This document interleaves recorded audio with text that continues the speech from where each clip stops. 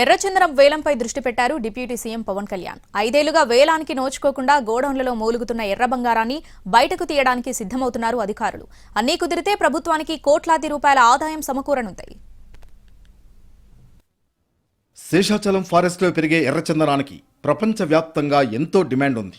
ఇప్పుడు ఆ ఎర్రచందనం దుంగలు విక్రయించి ఆదాయం పెంచుకునేందుకు రాష్ట్ర ప్రభుత్వం సిద్ధమైంది. గతంలో తిరుపతిలో ఎర్రచందనం గోదాముల నిర్మాణం తర్వాత 2017లో గ్లోబల్ టెండర్ జరిగింది.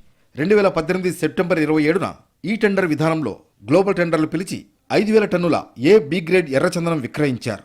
తర్వాత వైసీపీ ప్రభుత్వంలో మిగిలిన 4,343 టన్నుల ఎర్రచందనంలో 300 టన్నులకు వైసీపీ ప్రభుత్వం 2020లో తొలిసారి వేలం వేసింది.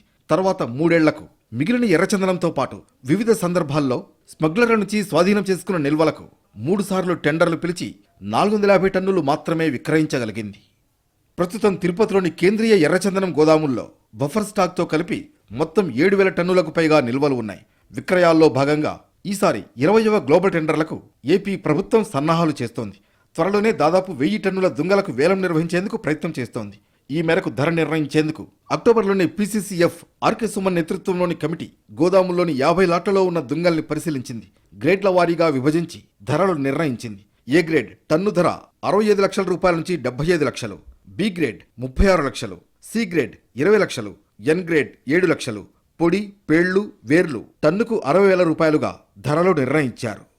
ఇటీవల ఎర్రచందనం వేలం పాటకు డిప్యూటీ సీఎం గ్రీన్ సిగ్నల్ ఇచ్చారు.